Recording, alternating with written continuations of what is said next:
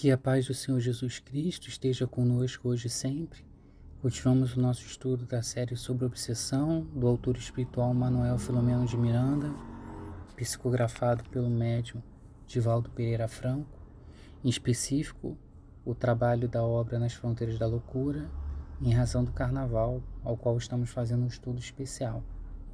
Como sempre, faço convite para que nos recolhamos em um lugar tranquilo, em um momento oportuno, onde possamos estar concentrados e abertos a receber a mensagem que vai ser encaminhada. Vamos juntos fechar os nossos olhos também e orar para o nosso Pai. Vamos mentalizar a imagem do nosso irmão Jesus Cristo e, através da imagem dele, dizer ao nosso Pai de infinito amor e misericórdia, de eterna bondade e justiça, o pastor de nossas almas, Senhor de todas as coisas, o nosso agradecimento. Agradecimento por todas as benesses que a vida nos concede, pela saúde dos nossos corpos físicos, enquanto tantos irmãos estão nos hospitais, pela oportunidade do lar, enquanto muitos não têm aonde dormir. Te agradecemos, Pai, pela família, que, embora imperfeita, não nos deixa ainda em plena solidão. Te agradecemos o trabalho, o repouso, pois sabemos que muitos gostariam de ter ambas oportunidades e não têm. Te agradecemos, Pai, por tudo que você nos concede, porque nós sabemos que é muito mais prova da tua misericórdia, do teu amor, do que necessariamente só o nosso merecimento. Obrigado, Pai, por tudo, mas somos carentes e não negamos, ainda precisamos de ti, e por isso nós oramos. Nós oramos te pedindo para que você auxilie os nossos amores encarnados a se manterem firmes nas suas provas e expiações, nas suas escolhas, no seu exercício do livre-arbítrio. Ampara eles a verem os valores morais acima dos valores materiais, a tentarem se tornar pessoas melhores, a se manterem firmes diante das dificuldades do mundo. Ampara os nossos amores desencarnados, fazendo-os sentir o nosso amor, a certeza do reencontro nessa vida maior. Aonde eles estiverem no mundo espiritual, ilumina eles. Dai força a eles para que eles possam seguir em frente para o mundo maior, compreendendo a verdadeira dimensão da vida. Ampara, Pai, os nossos irmãos sofredores, desencarnados nas zonas umbralinas, os nossos irmãos que estão encarnados e sofrem também nos hospitais, nos asilos, nos orfanatos, nos presídios, nas ruas, ou mesmo no trabalho ou nos seus lares. Que cada irmão nesse momento, nesse grande planeta Terra que esteja em sofrimento ou dificuldade, possa sentir a tua presença, na certeza de que você nunca nos falta, na compreensão, Pai, de que nos momentos mais difíceis você nos toma em teus braços, mesmo que nós não sintamos, e nos acompanha com essa pleiade espiritual de auxílio. Em razão dos trabalhos do Carnaval, te pedimos, Pai, lançai sobre o planeta Terra, em específico sobre o nosso país, a tua energia salutar. Nos ampara, nos auxilia a manter o equilíbrio nesse período de tanta distonia mental e espiritual. Ampara os nossos encarnados para que vibrem pensamentos mais salutares de alegria, sim, de confraternização, sim, mas não de exageros, não de excessos, não de busca da sensualidade, o desenvolvimento dos seus vícios e interesses mais inferiores. Ampara os nossos irmãos desencarnados para que encontrem também no mundo espiritual a sintonia com os bons espíritos, que abandonem suas más inclinações de praticar o mal contra os encarnados, que eles sejam capazes também de não sintonizar nessa faixa vibratória tão ruim, mas sentir a tua presença, Pai, como sentimos agora. Ilumina, Pai, toda essa equipe espiritual de Bezerra de Menezes, nesse posto de atendimento no Rio de Janeiro, mas todos os outros postos de atendimento, todos os outros hospitais, todos os outros pontos de luz que nesse período se firmem para auxiliar os irmãos. Ampara cada um desses trabalhadores a terem força, firmeza no bem, e cedendo os fluidos e os recursos necessários para auxiliar os nossos irmãos, auxiliar nós mesmos. E permita, Pai, que nós e nossos amores nesse carnaval possamos ser um ponto de equilíbrio. E em todos os outros, possamos estar vigilantes, observando sempre as nossas más inclinações e não nos deixando aos convites das trevas, mas auxiliando esse trabalho do bem. Assim seja, Pai. Damos graças a Ti e iniciamos o trabalho de estudo nas fronteiras da loucura, em que acompanhamos esses trabalhos desenvolvidos no mundo espiritual pela equipe de Bezerra de Menezes durante o Carnaval Carioca no século passado, onde ele vai identificar as técnicas que os obsessores usam para lograr êxito e causar dor e sofrimento aos obsediados, mas também essas belíssimas técnicas da espiritualidade superior para desobsediar os nossos irmãos, para contribuir, para minimizar os efeitos deletérios dessas tentativas. São vários casos narrados no livro mostrando abusos e alienações decorrentes do uso de drogas, do álcool, dos excessos do sexo, do aborto desmotivado e da tentativa de suicídio. Histórias e dramas de pessoas que poderiam ser nós mesmos ou os nossos amores e nos trazem alertas importantes sobre a nossa conduta moral. E por fim, também permite identificar como funciona um posto de socorro central, nos mostrando os equipamentos, as construções, o funcionamento da forma como o auxílio é realizado e prestado aos nossos irmãos em dificuldade. Continuamos com o capítulo 11, os efeitos da droga, e aí vamos analisar lá no mundo espiritual o atendimento daqueles jovens rapazes, né, que foram efetivamente conduzidos após o acidente de carro. E aí aqueles 5 rapazes, né, foram levados depois de retirado do lodo, né, do fundo do mangue, né, para um atendimento sonoterápico. Como nós já vimos nos outros capítulos, né, o sono ajuda no refazimento do espírito nesse momento que é um momento traumático, tanto que é o momento da encarnação, que é quando ele sai do plano espiritual e vem para o plano material, um período traumático, tanto que a gente vê que a criança nos primeiros meses ainda repercute uma certa dificuldade de assimilação da matéria, mas quanto também é o desencarne, em especial em condições como foi essa, que foram condições de morte violenta, decorrente não de um planejamento inicial do desencarne deles, mas fruto inconsequente do modo como eles escolheram estar em desequilíbrio, portanto são os chamados tormentos voluntários, que estão previstos lá no Evangelho segundo o Espiritismo, e só reafirmam sempre o compromisso da doutrina espírita com o livre-arbítrio, onde embora nós possamos e tenhamos planejado o momento do nosso desencarne, nós podemos a qualquer momento, com o nosso livre-arbítrio, antecipá-lo, assim como também postergá-lo, se mostrarmos que estamos utilizando a encarnação de forma profícua para o nosso melhoramento e para a contribuição dos irmãos. Então, nesse contexto em que é uma morte traumática, violenta e que eles estavam em desequilíbrio, eles são conduzidos, né, a um atendimento sonoterápico para tentar o refazimento. Porque sabia-se que algo iria agravar ainda mais o estado de perturbação. Não só a condição moral deles, né, que isso influencia muito na perturbação espiritual após o desencarne, mas também não só o tipo de morte violenta, mas igualmente o modo como a família atuaria psiquicamente. Porque na maioria das vezes nós não temos o preparo espiritual para a morte, né? Nós não conversamos sobre isso. E nós não nos preparamos para lidar. Então a dor, o sofrimento, tudo aquilo que nós consideramos normal do luto, mas que na realidade é uma resposta desequilibrada à morte, acaba aumentando a aflição dos nossos irmãos no mundo espiritual e acaba sempre atraindo eles para o nosso lar. Então imagina a situação. É muito mais difícil para o espírito porque nós perdemos um amor, mas ele perdeu todos os amores, né? Ele perdeu a casa que ele vivia, o trabalho que ele tinha, tudo assim que ele conhecia no mundo material, em um segundo, né, foi-se embora, em qualquer desencarne.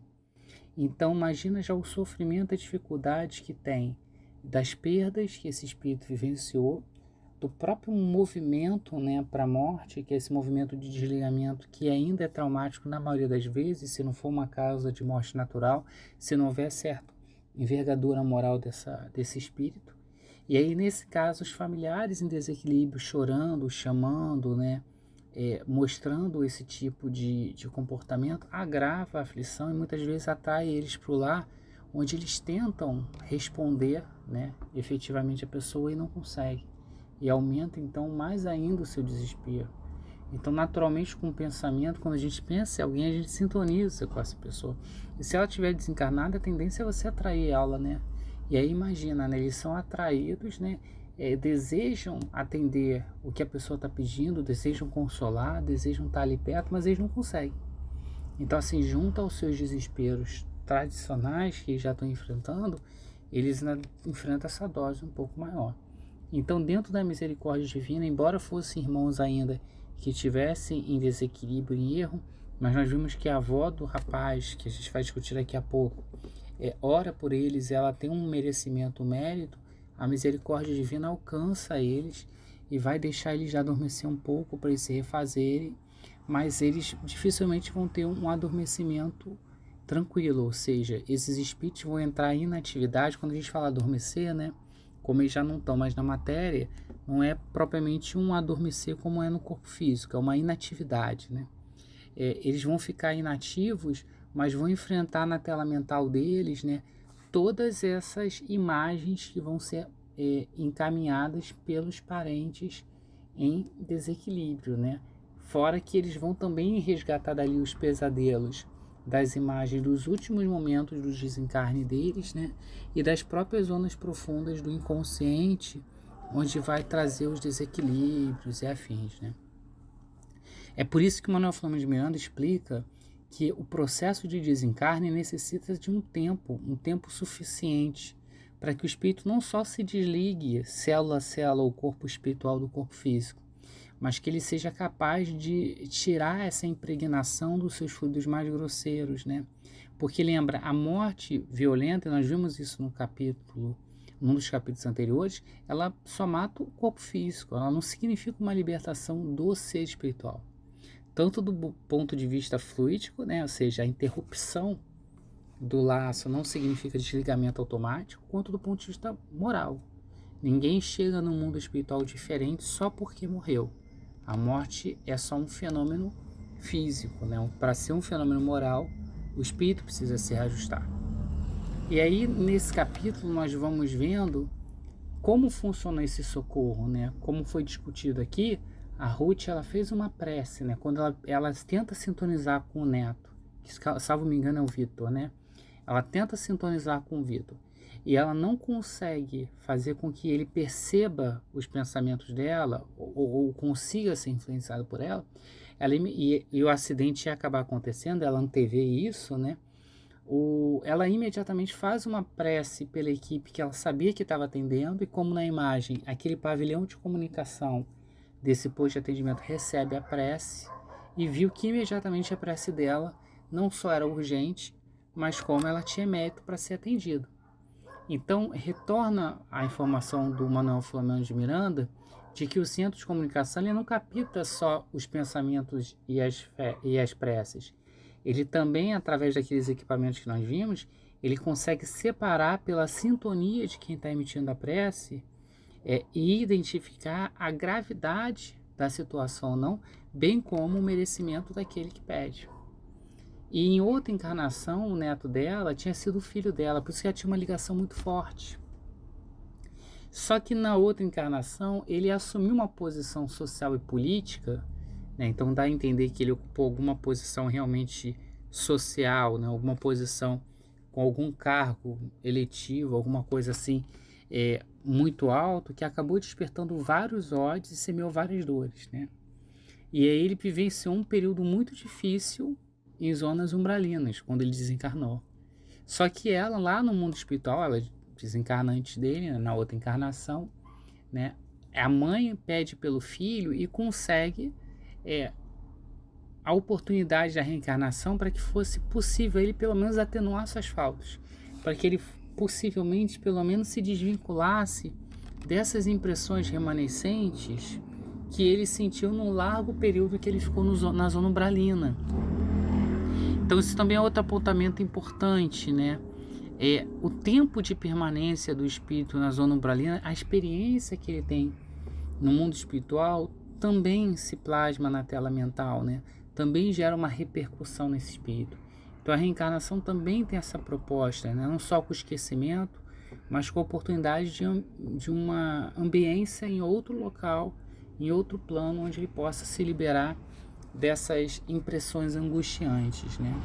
E aí nessa encarnação, agora ela, né, conseguiu fazer com que ele fosse recebido no seio de pais que eram absolutamente afetuosos, né?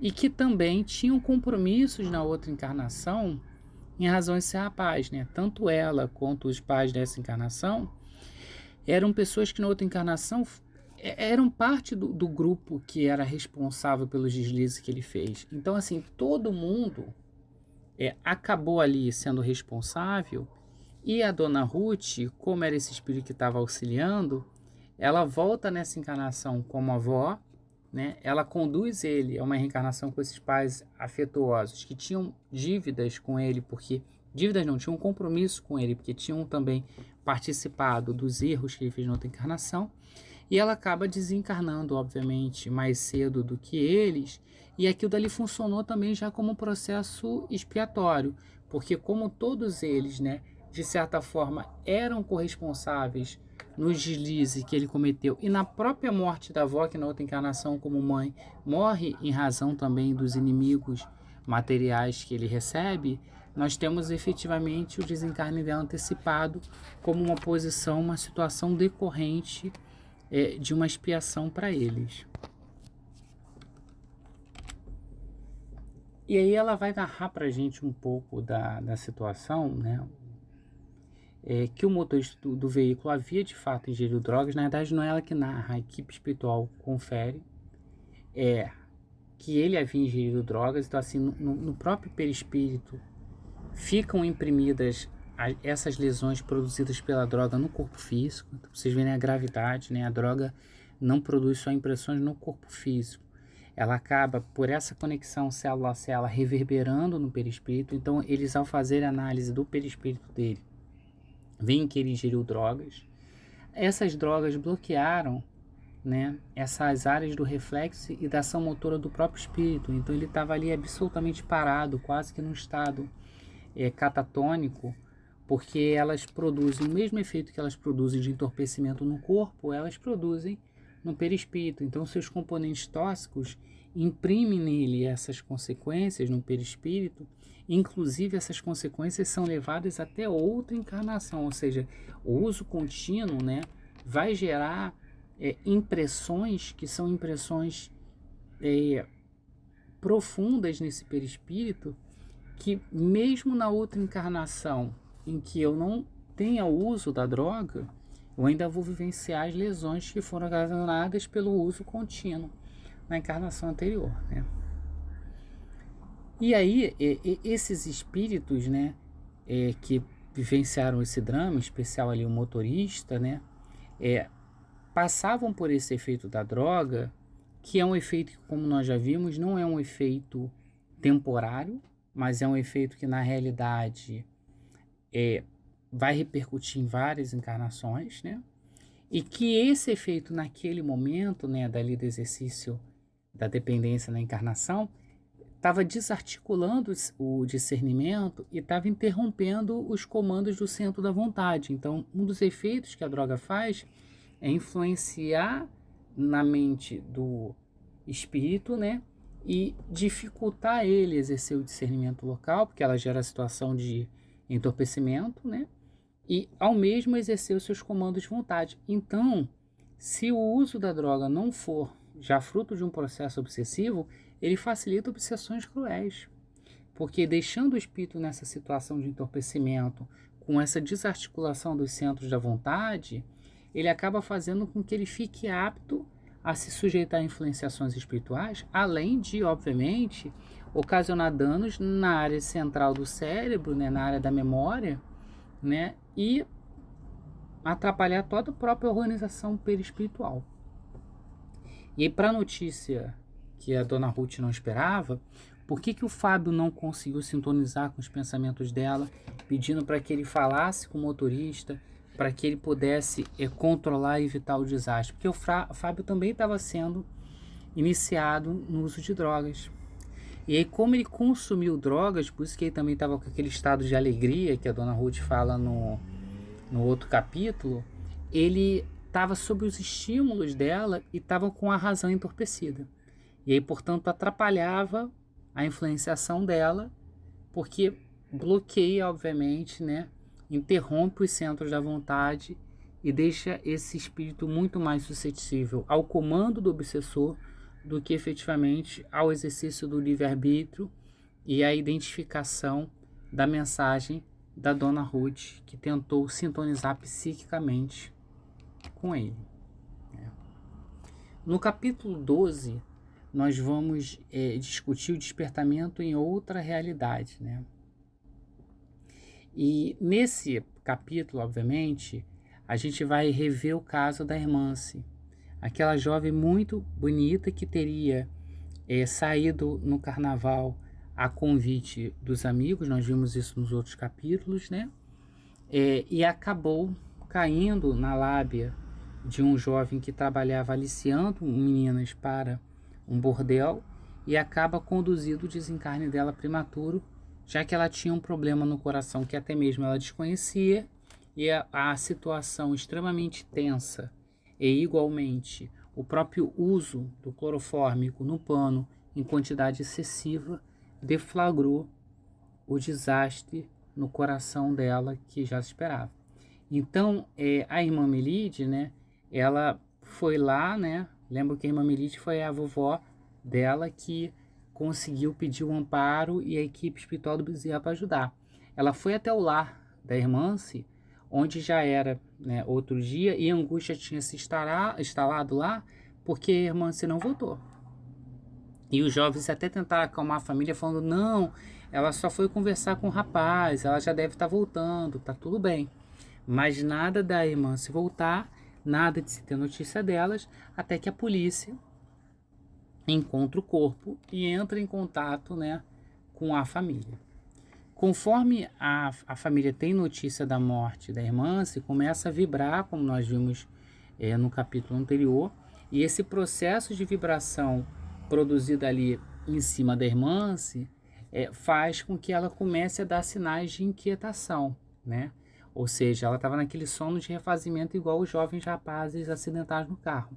Mas como ela está inativa, mas ainda está nesse processo de intercâmbio mental que todos nós estamos, ela estava recebendo na tela mental aquelas impressões angustiantes da família e estava dando sinais de inquietação. Então, o Bezerra de Menezes aplica nela recursos fluídicos para poder despertar ela. Despertar ela para poder garantir que ela tenha um primeiro encontro com a realidade, porque até então a Hermance não sabia que morreu. Até então, os apelos dela nos últimos momentos foi pensando nos pais, na avó, pedindo ajuda de Maria. Mas a morte dela foi uma morte também violenta, também foi uma morte abrupta, também foi uma morte inesperada, e ela também não tem ainda compreensão da morte. Então, o que ele faz, o Bezerra de Menezes? Você aplica o fluido para despertar ela, para ela ter o primeiro contato com isso, garantindo que se interrompa a comunicação que está sendo feita com lá, para que ela não descubra ou não tenha a impressão angustiante da morte dela pelos pensamentos desequilibrados da família. Então a irmã se desperta, né, ainda aturdida, porque lembra, se ela desencarna naquele momento ali de tensão, em que ela sabe que está sendo sequestrada, que ela sabe que está passando ali com aquele pano com clorofórmico no rosto, no momento que ela acorda a partir daquela cena. Então ela desperta muito aturdida e apresenta ainda sinais de distimia cardíaca, né? O coração ainda pulsando irregular, muito pálida e com a respiração ofegante. Mas assim, como ela tem uma respiração, né? Porque de fato, como nós já falamos, né? O corpo espiritual é o que molda o corpo físico. Então, tudo que o corpo físico tem, o corpo espiritual também tem. Se o corpo espiritual também tem, e no caso dela, na outra encarnação, ela alveja o próprio coração com tiro, ela gera uma lesão no corpo físico com repercussões no corpo espiritual. Então, nessa encarnação, quando ela encarna, ela já encarna com o corpo espiritual defeituoso, que vai gerar uma lesão no corpo físico defeituoso e, portanto, ocasiona, ou já iria ocasionar de qualquer jeito a morte por problema cardíaco dela. né? No caso aqui, o corpo espiritual dela ainda está com o mesmo problema, né? Não houve esse resgate, não houve essa regeneração plena dela ainda. Então ela apresenta ainda os sinais, obviamente, de disritmia cardíaca, né? Ela apresenta ainda esses sinais de consequência da situação que ela vivenciou e da realidade perispiritual dela. Como nós já vimos, o corpo espiritual nosso reflete as nossas escolhas, reflete as nossas decisões, né? E aí, né, a avó Melide está ali presente, ela começa a induzir ela magneticamente com as palavras, né, com uma irradiação calmante, pedindo que ela tivesse calma, né? Quando a irmã se vê a avó, ela pensa, eu estou sonhando, graças a Deus que é um sonho, porque eu vivenciei que eu estava passando por uma situação, e ela começa a conversar com a avó, e a avó utiliza, né, o equilíbrio dela, né, para fazer, através do uso da palavra, uma irradiação calmante, uma indução magnética, para fazer ela ficar calma. E aí ela insiste muito, que ela pensa, eu estou sonhando, né, vovó? E é muito interessante o capítulo, porque a Melide, ela vai usando um jeito muito sutil para dizer que ela desencarnou. Para a gente que trabalha em reunião mediúnica, em dialogação, é um capítulo interessante de se ler, porque ela não vira e fala, olha, você morreu. Ela vai falando, olha, na realidade você não está sonhando, você está despertando de um sonho, porque a vida material é um sonho. E a verdadeira realidade é a realidade da vida espiritual, né? E aí ela vai com jeito, todo cuidadoso, conversando com ela, até o momento que vai dando a notícia de que ela desencarnou assim, que ela está na vida maior, né? E a irmã se fala, mas eu não quero morrer, né? E aí, como ela não aceita muito ainda essa realidade, né? Ou seja, ela fala que não quer morrer, mas já está morta, né? Ela é induzida novamente a dormir, novamente a poder ser aplicado um sono, onde o Bezerra de Menezes começa a aplicar nela algumas energias sedativas que vão anestesiando ela, como eu falei, né? Vão levando ela nesse estado de inanação, porque ela já teve o despertamento, contato com outra realidade. Então agora ela precisa se acalmar. Então ela sai, né, do ponto de vista, vamos pensar na tela mental, ela sai daquela ofegação da morte, né? Daquela tensão daqueles últimos instantes que ainda estava registrado muito forte na tela mental, se acalma com o contato com a dona Melide, recebe a notícia do desencarne, e isso vai gerar ainda também algum tipo de perturbação nela. Mas ela é levada ao sono novamente para, em doses homeopáticas, né? Ela ia aos pouquinhos despertando para a realidade, compreendendo a questão do desencarne. Bem, eles então decidiram, para auxiliar no projeto da irmã, né, para auxiliar nesse atendimento que está sendo feito dela, né, e que ela não fique em mais desequilíbrio com essas vibrações da família, eles decidiram, a equipe de Bezerra de Menezes, ir à residência da família deles. E eles acompanham a família da residência até a capela, onde o corpo dela foi velado.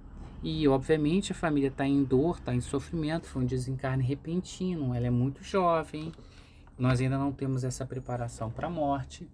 Então, Bezerra de Menezes acaba auxiliando os pais, né, infundindo ânimos, né, passando impressões magnéticas para eles que as coisas vão ficar bem, que está tudo bem, que eles não devem se desesperar e afim.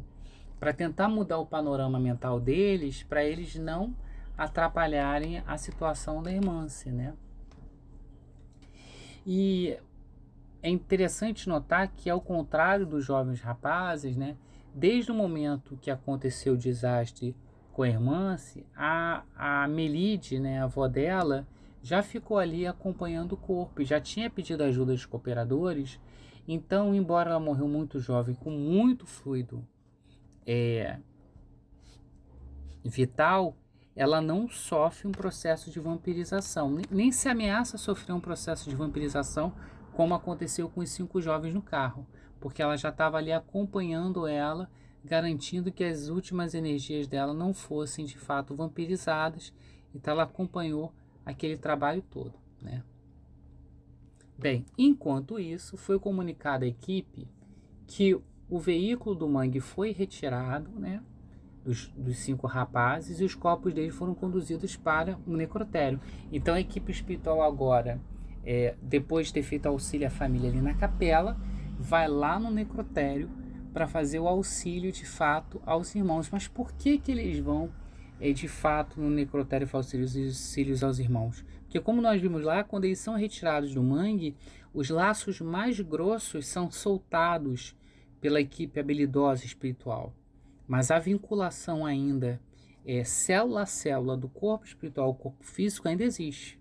E o Manoel Filomeno de Miranda nos deu a notícia lá no outro capítulo que demandava pelo menos 50 horas, podendo ser mais em caso de morte violenta. Então olha que interessante, nós não temos ainda nem 24 horas que passou, e o corpo deles foi, de fato, para o necrotério. E aí, conforme vai ser feita a necrópsia, né, a autópsia, né, mesmo eles estando distanciados do corpo, mesmo eles estando lá, né, na equipe espiritual, lá no posto de atendimento, né, eles ainda estão com vínculos ao corpo. Isso é importante. Não pensem que todos os espíritos que ficam vinculados ao corpo necessariamente estão ou na capela, ou ali no cemitério, ou necessariamente estão ali com o corpo no necrotério, né? Alguns sim, alguns sequer foram desligados plenamente. Mas alguns vão ser desligados, né? Ou seja, vão ser soltos dali, mas vai ter ainda aquela ligação célula a célula. Então, mesmo que eles estejam em algum lugar no mundo espiritual, eles vão sentir a repercussão, está lá no Livro dos Espíritos, a reverberação das sensações produzidas ali em relação ao corpo com eles, né? Então, mesmo distante dos corpos que eles estavam sendo examinados, né, eles estavam sentindo as ocorrências do corpo, ou seja, estavam sentindo a autópsia, né? E a sensação da autópsia estava provocando eles sensações muito fortes, né? Bem, como o motorista de todos era o mais responsável, né? Primeiro porque ele que causou o acidente, né? E aí, como nós vimos, isso influencia também no desligamento em caso de morte violenta, a responsabilidade da pessoa pela morte, né? E como ele tinha forte vinculação com a matéria, que ele era um espírito muito ainda vinculado aos seus vícios, às necessidades materiais, de todos ele era o que mais sofria com a autópsia. Então ele sentia as serrações, ele sentia os cortes, ele sentia os golpes que eram efetuados no tecido e na costura daquele corpo físico. E aí a autópsia demorou mais de 1 hora, né? Enquanto a equipe ali de Bezerra, de Menezes, tentou, tanto a equipe de Bezerra que estava lá com os jovens no posto espiritual, quanto o próprio Bezerra ali, tentou procurar diminuir os sofrimentos daqueles jovens que acabaram de chegar.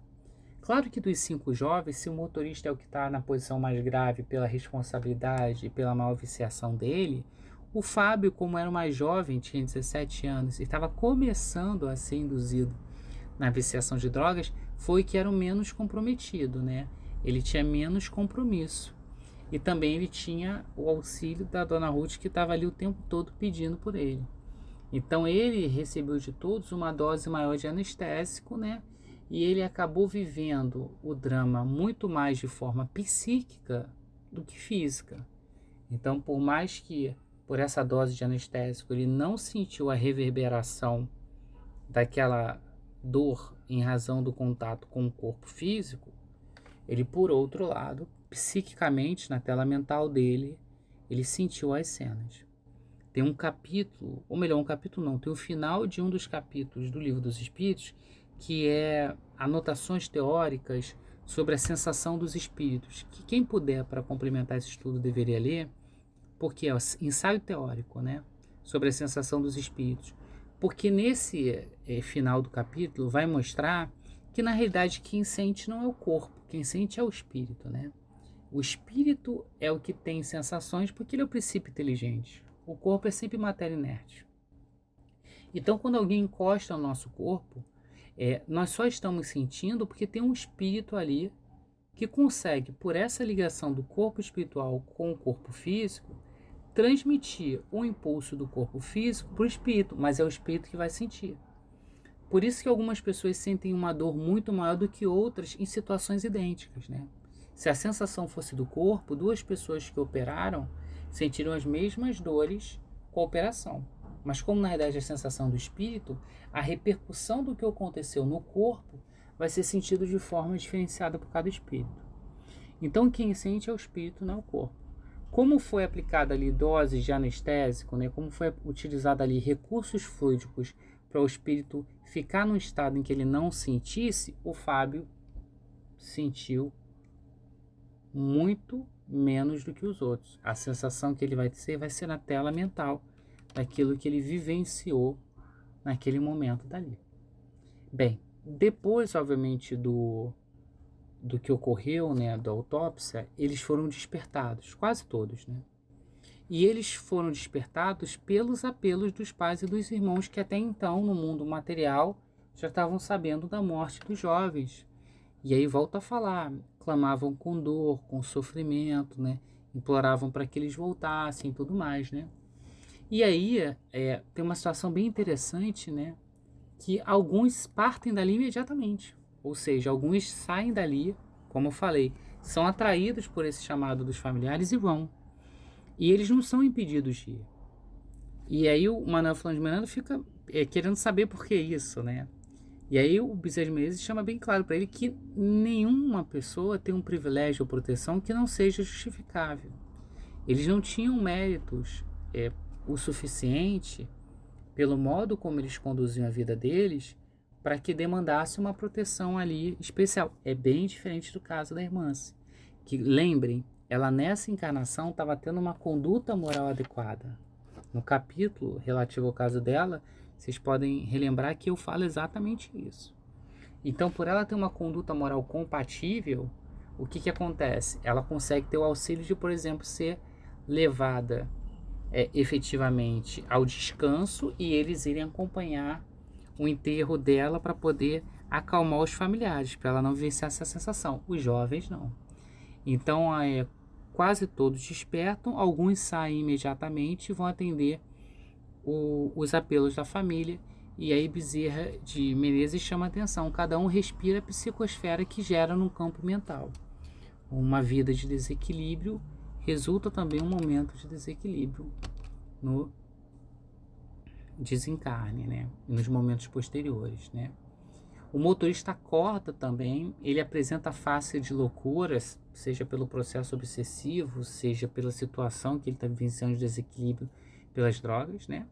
E aí ele ergue, assim, de forma trêmulo, falando umas palavras desconexas, e o Manuel Flores de Miranda observa que tem um fio com uma energia densa, uma energia negra que estava alcançando ele, quando ele acorda com essa fase de loucura. E aí, de repente, ele desaparece, como se ele fosse sugado por esse fio, né?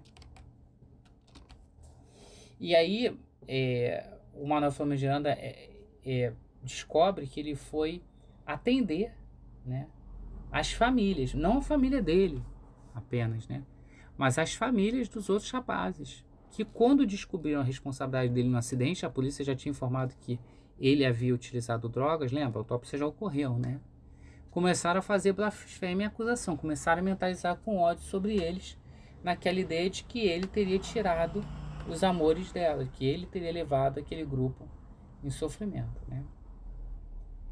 Como eu falei, alguns se evadiram, ou seja, 2 se evadiram do local e o motorista, né? O Fábio e o amigo, como não tinham tantos méritos, mas não estavam tão comprometidos com o vício, como eles vinham de uma estrutura familiar digna, onde de fato tinham espíritos ali que tinham merecimento, né?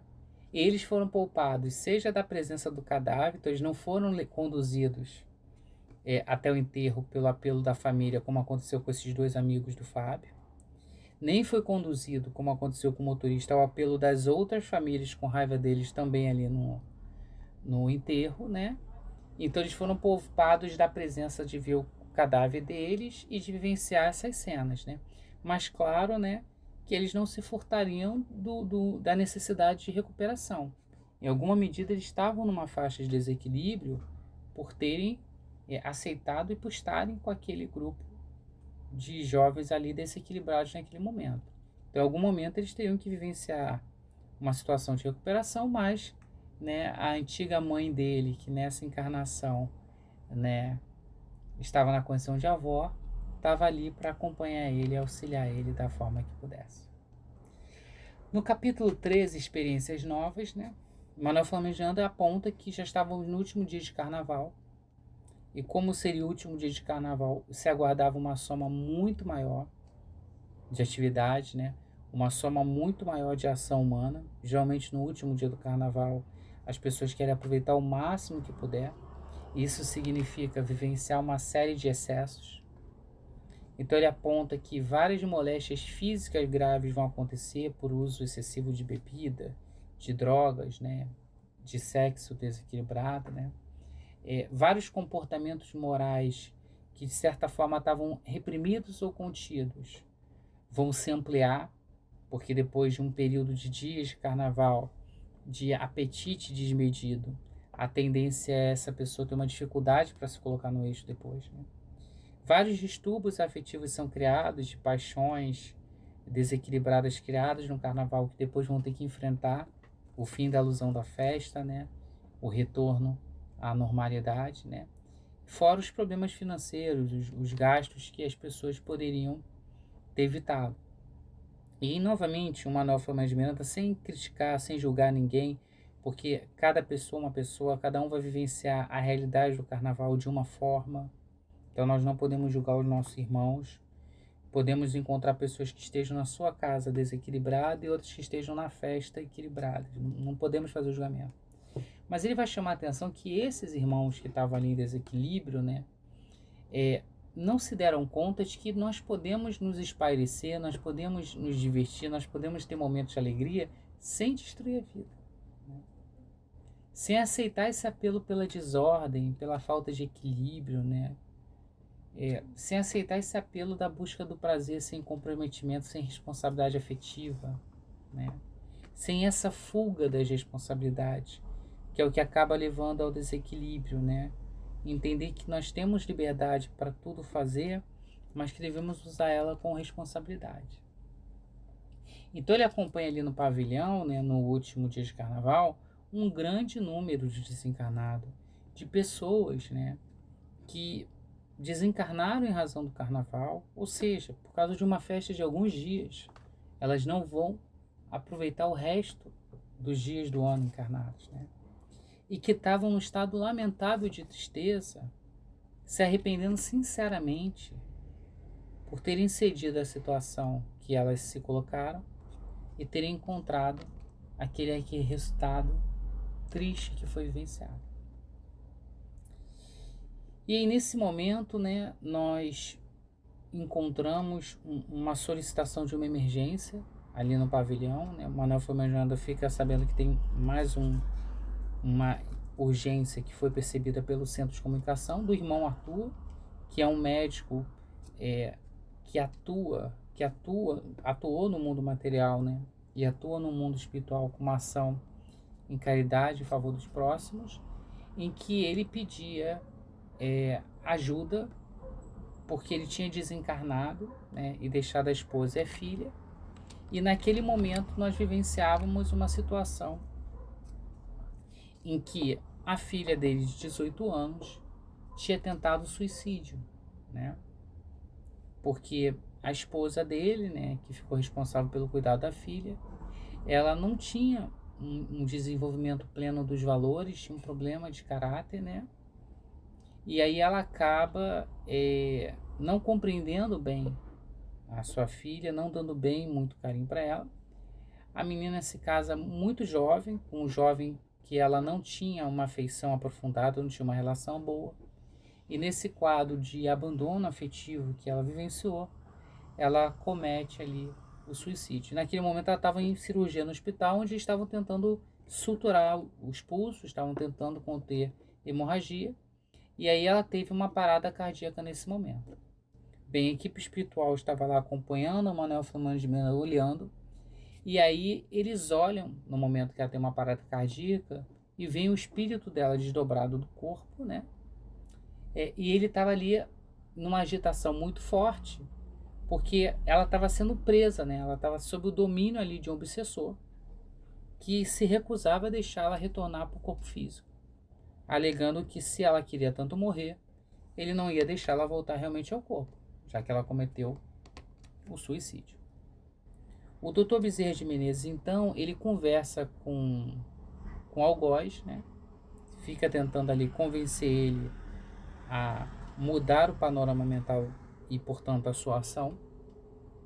Enquanto isso, o irmão Arthur, que era médico, né, ele semi-incorpora o médico que está ali fazendo efetivamente o atendimento dela. Então, ele tinha alguma medida, um grau de mediunidade, que fez com que o Arthur pudesse interferir com ele e pudesse atuar ali também, fluidicamente, psiquicamente, enquanto ele estava aplicando as descargas elétricas na área do coração para ela voltar à vida. E aí o obsessor, apesar da conversa do Bezerra de Menezes, ele se recusa a mudar suas intenções. E a menina estava correndo o risco de morrer, porque ele não deixava de fato ela retornar para o corpo físico. Então o Dr. Bezerra de Menezes começa, obviamente, a sintonizar com a espiritualidade maior. E ele começa a irradiar uma luz poderosa que saía do seu plexo solar, né? Ordenando que o espírito devolvesse a jovem ao corpo, já que a vida é bem divino do nosso Pai. E é Ele que decide, é Ele que, no final das contas, é responsável pela vida ou morte de cada um de nós. Conforme ele ordena que o espírito devolvesse a jovem ao corpo, que entendesse que compete a Deus decidir e não ele, ele solta o espírito porque ele sentiu um impacto desse fluido. A gente já conversou sobre isso, né? O fluido salutar, ele gera uma sensação de mal-estar naquele que está desenvolvendo o fluido deletério. Então, tanto o obsessor quanto o obsediado, dependendo do grau de desequilíbrio, quando entra em contato com o fluido salutar, não se sente bem. Por isso que alguns irmãos, quando vão no atendimento espiritual na casa espírita, pela primeira vez passam mal. Ou muitos irmãos que estão numa situação de desequilíbrio, quando precisam sair na rua ou vivenciar um ambiente salutar, né, com o sol e tudo mais, né, que queima miasmas, acabam se sentindo mal, né, que na verdade já está tão acostumado, afinado com essas energias deletérias que sente, de certa forma, um repúdio delas. Então ele sente os impactos daquela energia extremamente equilibrada sobre ele e sente esse forte apelo, né, que obriga ele a soltar ela. Ela imediatamente é sugada ao corpo conforme as descargas elétricas estavam sendo impulsionadas no corpo físico, né? Então, assim, estavam se garantindo a mobilização de novo do corpo físico e, portanto, estavam garantindo, né, obviamente, a afinidade do corpo espiritual dela com a matéria, e ela retorna imediatamente, sendo sugada ao corpo. O coração volta a pulsar, claro que fraco de início, mas depois se regularizando, e aí o atendimento cirúrgico é concluído suturando os pulsos da Noemi, né? E ela, anestesiada, foi removida para a unidade de terapia intensiva. Bem, durante a oração que o Bezerra de Menezes fez, o algoz dela, o obsessor dela, de certa forma comovido pela oração, ainda que não falasse, por aquele sentimento de amor, ele pensou na pessoa que ele amava. Ele pensou na filha dele, que foi raptada na outra encarnação, muito jovem, com menos de 10 anos. E conforme ele pensa na filha, né, para surpresa dele, aparece o espírito da mãe dele.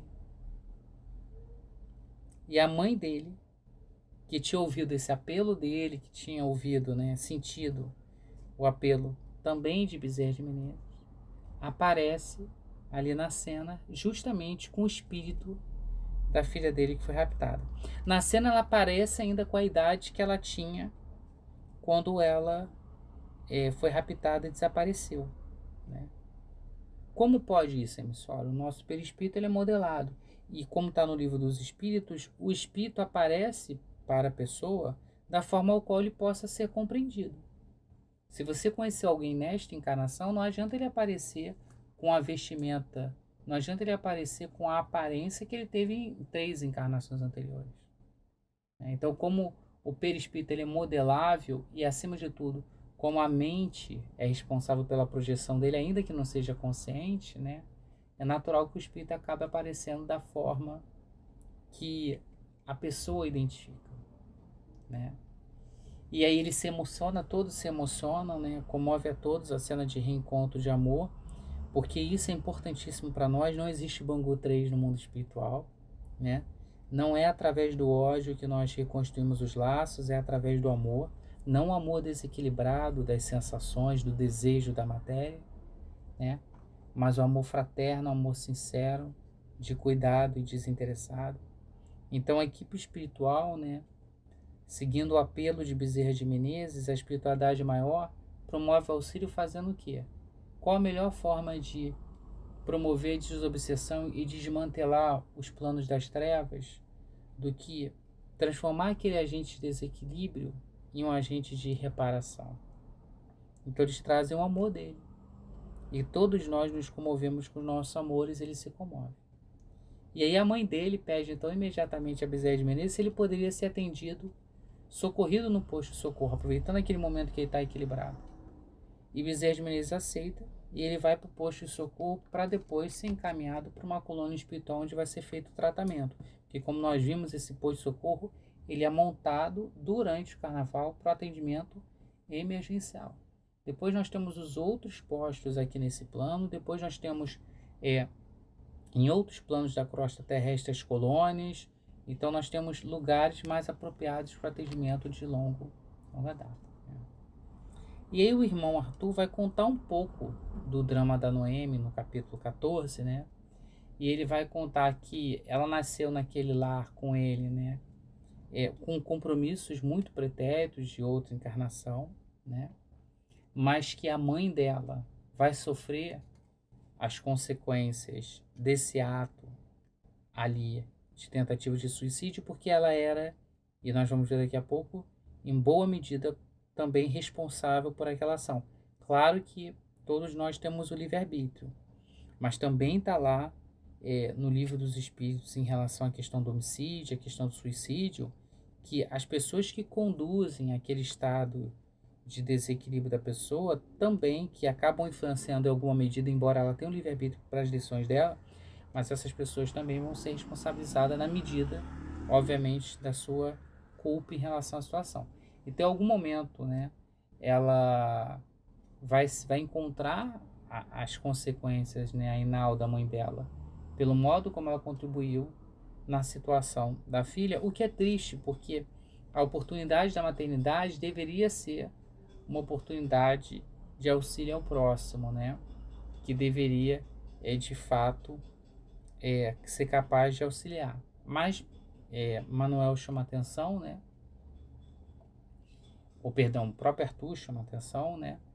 Que ela vai sofrer injunção em relação à filha, mas que a circunstância maternal deveria anular, pelo amor, aquela situação que ela está passando. Bem, ele conta então que a esposa, Enalda, tem um caráter ainda débil, né, e voluntariosa, assim, faz só o que ela quer, né, em relação aos seus caprichos femininos, né. Então ele sinaliza que ela tinha um desequilíbrio sexual, né, e a situação dela vai se agravando, né, pelos vários deslizes morais que ela foi cometendo, que quase gerou a morte da filha e que por pouco não a fez ser responsável por esse suicídio, né? Ela é imatura no ponto de vista emocional, né? No que tange aos compromissos nobres do corpo. Claro que o sexo, a sexualidade também foi colocada pelo nosso pai no nosso corpo físico, mas ela é para atender não a volúpia, não o desejo, mas para atender a intenção do amor, né? Ela é instrumento para o espírito de desenvolvimento, como tudo é. E como nós já falamos também, o problema não está nas coisas, estão em nós, como nós usamos. Só que ela, ao invés de utilizar essa energia sexual, utilizar o corpo físico, né, para desenvolver os compromissos nobres do casamento, do desenvolvimento do amor, né, ela acaba se entregando, sonhando em se entregar a prazeres o tempo todo, né, e nunca preocupada com as consequências se ela fosse capaz de desenvolver essa volúpia. Como Arthur era casado com ela, né, encarnado ele já identificava esses anseios dela, e ele buscou, enquanto ele esteve o marido dela na vestimenta material, tentar melhorar ela nesse sentido, né. E muitas das vezes ele sofria as consequências, né, Muitas das vezes ele sofria a raiva dela porque ele tinha uma atitude gentil mais firme, uma atitude que convocava ela ao equilíbrio sexual com o marido. Só que como Arthur morreu, a morte dele pareceu liberar ela para vivenciar o que ela quisesse, né? E aí, como falado, né, com a morte do Arthur, cada vez mais a Noemi fica abandonada afetivamente. E carente, ela acaba conhecendo o Cândido, que não era o casamento programado para ela, porque lembra, temos sempre o livre-arbítrio. Mas ela acaba cedendo apelo por essa carência. E a mãe dela convence ela, os jovens, morarem na casa dela, porque eles tinham consorciado muitos jovens, né? A morarem junto com a própria sogra, né? E aí, é, como ela não era amada pela mãe, ela transfere toda a afetividade pro Cândido, que de certa forma não vai responder, né, essa afetividade. Porque assim, passados os primeiros meses do casamento, é natural, e isso está no livro Vida e Sexo do Emmanuel, né? É natural que a questão cultural da bagagem emocional, mas também da bagagem cultural do espírito, faça com que haja atritos de culturas e comportamentos diferentes, né? Condutas diferentes. Então começam a surgir aquelas pequenas brigas por problemas da convivência doméstica. Só que Nalda, que tinha um desequilíbrio já sexual, né? Fascinada pelo genro muito jovem ali com ela, acabava apoiando ele, dizendo que ele estava certo. Ao invés de ser um elemento de equilíbrio para apaziguar o conflito entre a Noemi com o Cândido, na realidade a Enalda fica ampliando aquilo dali para tentar fazer com que ela tenha uma relação melhor com ele, para tentar fazer ele gostar dela, né? Então ela acaba, em vez de buscar, né, ter um cuidado com a filha, ainda mais com a morte do Arthur, ela pensa só na relação dela com ele, né? Só em ficar bem com ele. E aí, naturalmente, eles vão se aproximando. E apesar de uma distância de quase 20 anos, essa aproximação muito forte dos dois ali dentro de casa acabou gerando uma relação de traição, né? E Nalda acaba como sogra mantendo relações sexuais com Cândido, que era o seu genro, né? Eles não se davam conta, né, como todas as pessoas que praticam mal e estão em desequilíbrio, de que, obviamente, né, a Noemi estava observando Enaldo e o Cândido, ela estava vendo o comportamento de amizade exagerado da mãe com o marido, né? Mas ela nada falava, né? Ela agasalhava ali como um ciúme. E aí, atenção, né? Esse agasalhar como ciúme atraiu os inimigos desencarnados que ela tinha da outra encarnação, né? Que sintonizaram com ela. Como nós vimos lá na introdução, eles vão buscar no nosso campo mental a nossa brecha moral. Então, embora nessa encarnação ela fosse mais religiosa, ela era temente a Deus, né? E aí tentava manter uma conduta moral correta, isso também está ali no capítulo. Como ela sintoniza ou abre campo com a brecha do ciúme, ela atrai os irmãos desencarnados, que vão começar um processo de indução obsessiva. Vão começar a cultivar, fazer germinar mais ainda essas ideias de ciúme e essa busca por identificar o que estava acontecendo.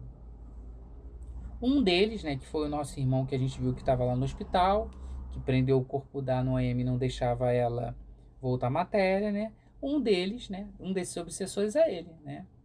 Que foi uma vítima da Noemi, porque para agora, nossa surpresa, aquela criança, aquela filha dele, que foi raptada em outra encarnação, a Noemi foi uma das pessoas envolvidas no rapto dela. Então ele tinha horror a ela, ele tinha pavor, porque ele perdeu o contato com a pessoa que ele amava, né, por causa da Noemi. Então, como nós já vimos, né, no drama da obsessão, né, nunca existe inocentes e algozes, todos em alguma medida são endividados, né?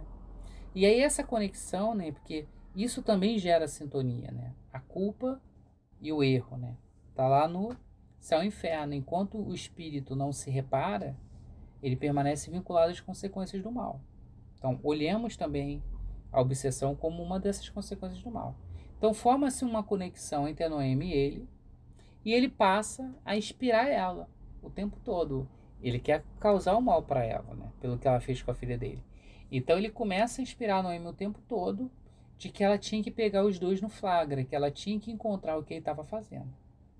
E aí, magoada como a Noemi estava, claro que naturalmente ela preferia aceitar a ideia feliz de buscar pegar o casal do que a ideia que o pai que estava acompanhando a cena no mundo espiritual, o Arthur, plasmava nela de perdoar, de aceitar, de entender que o Cândido era jovem e que em algum momento aquele caso ia acabar, né? Porque era só de natureza sexual, só de natureza física, né? Tanto que na semana anterior ao episódio do suicídio, da tentativa do suicídio, o Arthur, durante o sono, encontra com a filha e ele fala para ela uma frase que é muito importante para a gente, né? As vítimas são sempre mais felizes.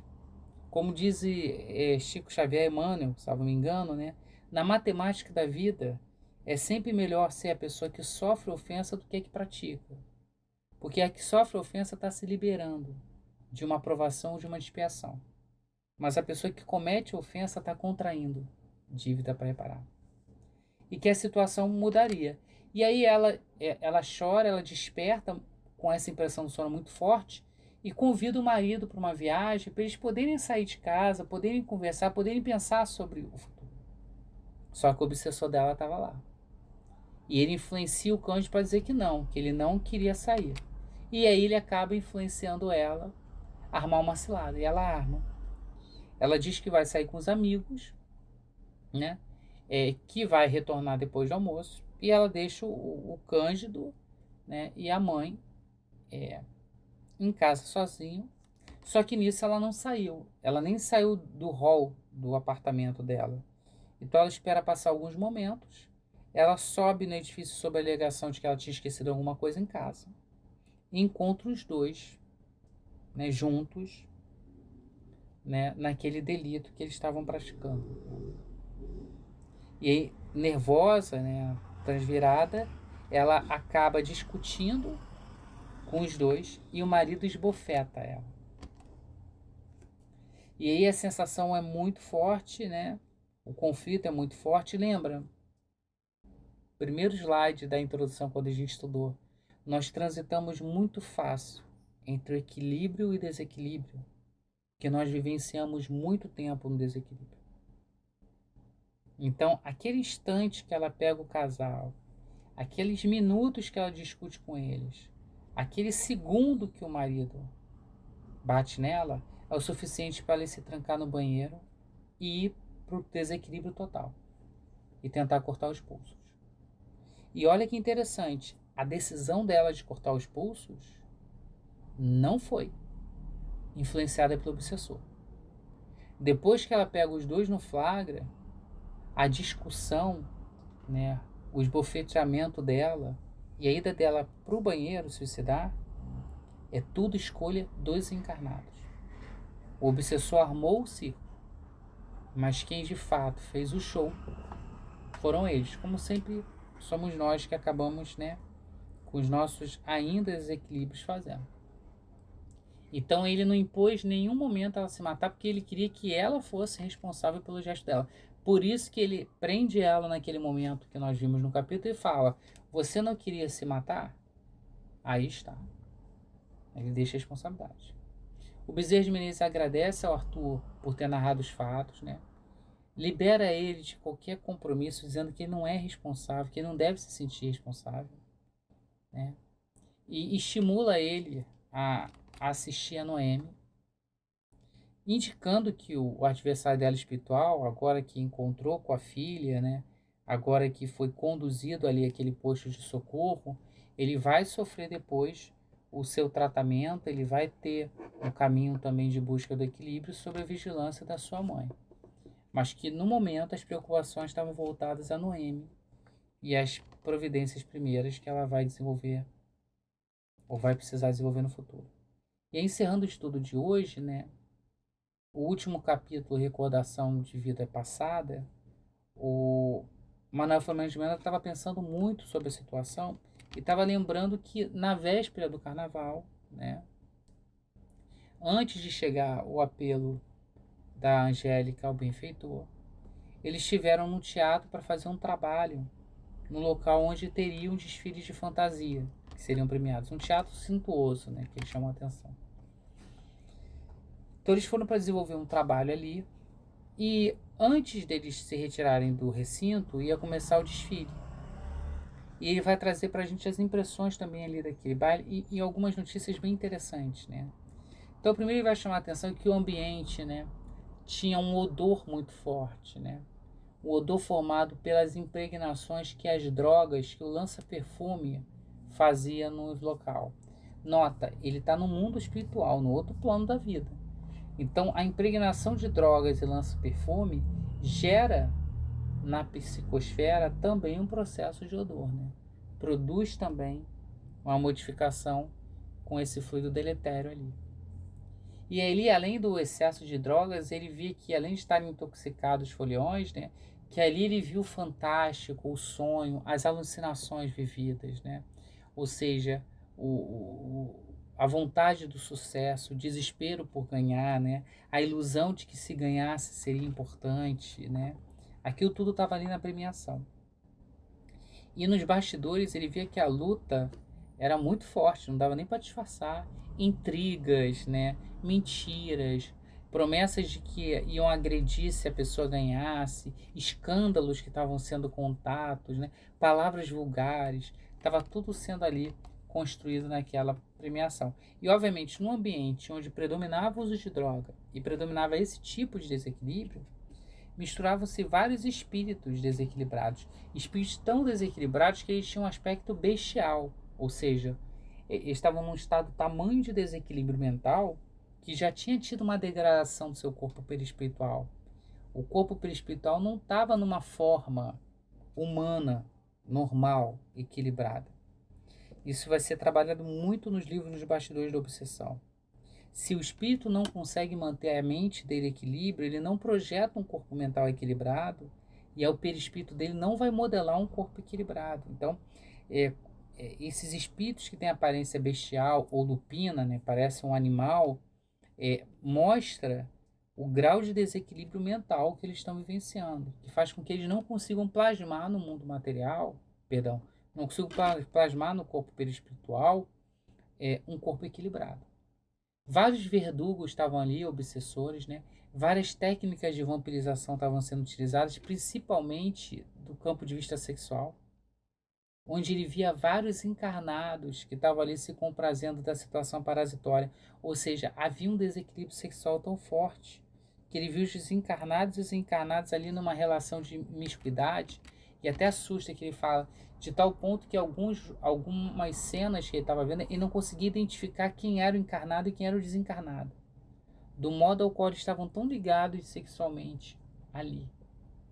E aí, embora tudo fosse muito bonito, né, nós tivéssemos o brilho da seda, nós tivéssemos as pedras falsas coloridas, nós tivéssemos os paetês, os bordados ali, todos figurantes, né?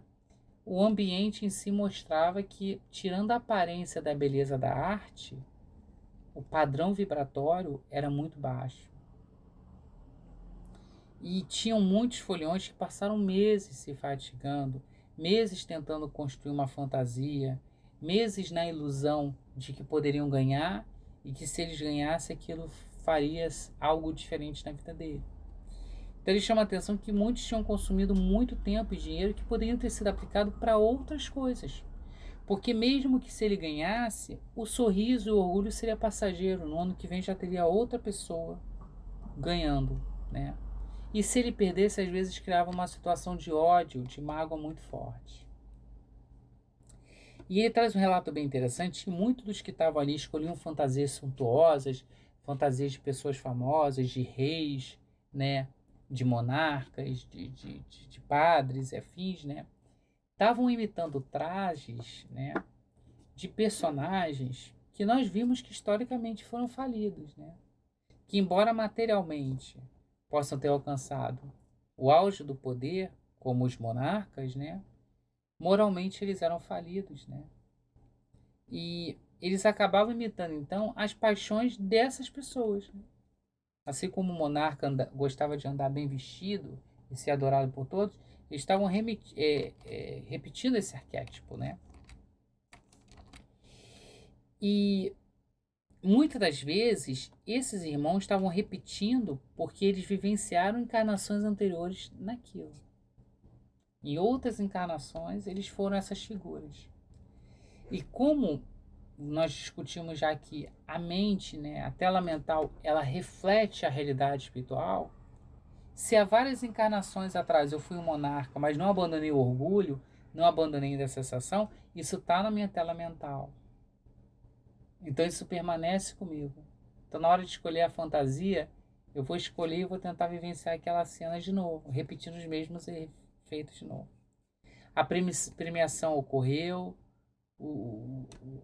os candidatos se apresentaram e foi chamado o primeiro lugar. E o mentor mostra para o Manuel Filomeno de Miranda, o Bezerra de Menezes, né, que aquele que ganhou de fato o concurso foi um nobre em outra encarnação que fracassou. Teve a oportunidade do dinheiro, nós vimos isso lá no Livro dos Espíritos, né? É uma provação muito difícil ter muito dinheiro, porque se pouco dinheiro, a aprovação é viver a necessidade, muito dinheiro, a possibilidade de viciação é muito grande, né? E aí ele fracassou naquela encarnação, né? E comprometeu-se demais. E aí mesmo nessa encarnação agora, ele ressurge naqueles vestimentos brilhantes, num palco de mentira, onde ele vai ganhar uma glória ligeira, repetindo cenas que ele praticou numa vida que foi desequilibrada e que deveria valer de lição. Muito aprendizado, não? O estudo dessa obra e toda a série de Obsessão de Manuel Filomeno de Miranda é um estudo do comportamento humano e, acima de tudo, uma reflexão do que não devemos fazer.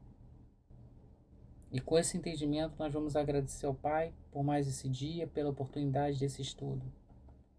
Agradecer a Allan Kardec e todos os espíritos que foram missionários por trazer essa codificação que nos ensina tanto sobre a realidade espiritual, nos desperta para os valores maiores da vida. Vamos agradecer também a Manuel Filomeno de Miranda pelo seu incansável trabalho no mundo espiritual para entender e nos trazer esse entendimento sobre obsessão. Agradecer a mediunidade abençoada de Divaldo Pereira Franco, que nos permitiu trazer essas obras, as obras de Joana de Anjos, todos os ensinamentos. Agradecer a equipe espiritual que abençoa esse trabalho, por nos dar a oportunidade de aprender, estudar, conhecer um pouco mais. E agradecer por esse trabalho de hoje, que nos trouxe um pouco mais de luz, um pouco mais de compreensão e, se Deus permitir, um pouco mais de discernimento sobre nós, sobre nossas escolhas. Te agradecemos por tudo, te pedimos força para continuar no nosso projeto de transformação moral íntima, de melhoramento individual. Força para que sejamos elementos de equilíbrio, não só no período do carnaval, mas a cada período. Te pedindo que nos ilumine os nossos amores, ilumine essa equipe espiritual que trabalha durante esse período para minimizar os efeitos, ilumine todos os nossos irmãos encarnados e encarnados, espíritos que erram como nós, e que possam todos eles buscarem, como nós tentamos buscar, a tua luz para nos tornarmos um pouquinho melhor e vencermos esses atavismos, esses condicionantes, esses erros do passado. Te agradecemos por tudo e em teu nome encerramos o trabalho, dando graças a ti, nosso Pai.